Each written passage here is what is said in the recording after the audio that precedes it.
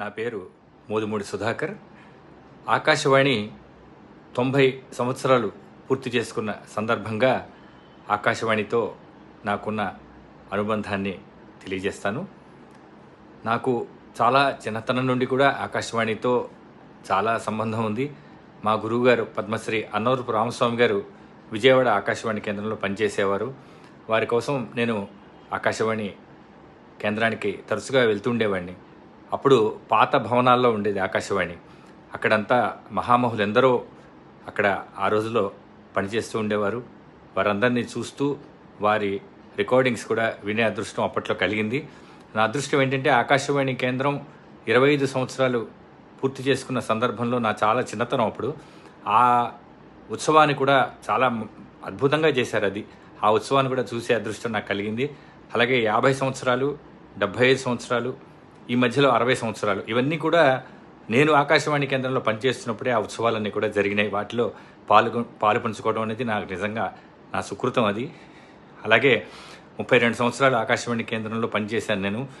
అక్కడ ఎన్నో శాస్త్రీయ సంగీతం, లలిత సంగీతం, జానపద సంగీతం, దేశభక్తి గీతాలు, ఇంకా భక్తి రంజని, సంగీత శిక్షణ, ఇటువంటి అనేక వందలాది కార్యక్రమాల్లో అక్కడ నేను నిర్వహించటం, వాటిల్లో పాల్గొనటం, మహామహులైన బాలమురళీ కృష్ణ గారు, ఓలేటి వెంకటేశ్వర్లు గారు, మా గురువుగారు అన్నవరపు రామస్వామి గారు, ఇంకా ఎన్సివి జగన్నాథాచార్యులు గారు, ఇటువంటి మహనీయులు ఎందరితోనూ కలిసి అక్కడ అనేక రికార్డింగ్స్లో పాల్గొనడం నిజంగా నాకు చాలా అదృష్టం అది. అంతేకాకుండా ఆకాశవాణి కేంద్రంలో నేను 1991 సంవత్సరంలో నిలయ కళాకారుడిగా చేరాను.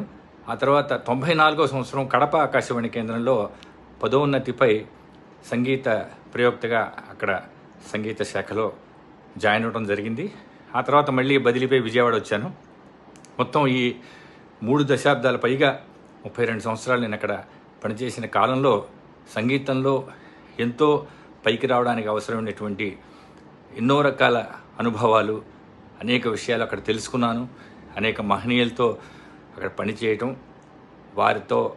వారు నిర్వహించిన కార్యక్రమాల్లో పాల్గొనటం, ముఖ్యంగా బాలాంతరపు రజనీకాంతారావు గారు అయితే ఏంటి, పాలగమ విశ్వనాథం గారు, ఇటువంటి ఎందరో నూకల చిన్న సత్యనారాయణ గారు, ఇటువంటి వారంతా కూడా విజయవాడ ఆకాశవాణి కేంద్రానికి వస్తూ ఉండేవారు. అదంతా ఒక సరస్వతి నిలయంగా ఉండేది ఆ రోజుల్లో. ఇప్పటికీ కూడా ఆకాశవాణి అంటే అది ఒక కళా నిలయం. అంతేకాకుండా ఎన్నో రకమైనటువంటి అంతరించిపోతున్న కళల్ని బ్రతికిస్తున్నటువంటి ఒక గొప్ప సంస్థ. ఆ సంస్థలో నాకు గల అనుభవాన్ని ఈ సందర్భంగా తెలియజేయటం నా అదృష్టంగా భావిస్తూ, ఆకాశవాణి వింటున్న శ్రోతలకు, అలాగే అక్కడ పనిచేస్తున్న అనేక మంది ఉద్యోగస్తులు కూడా నా హృదయపూర్వక అభినందనలు తెలియజేస్తున్నాను. నమస్కారం.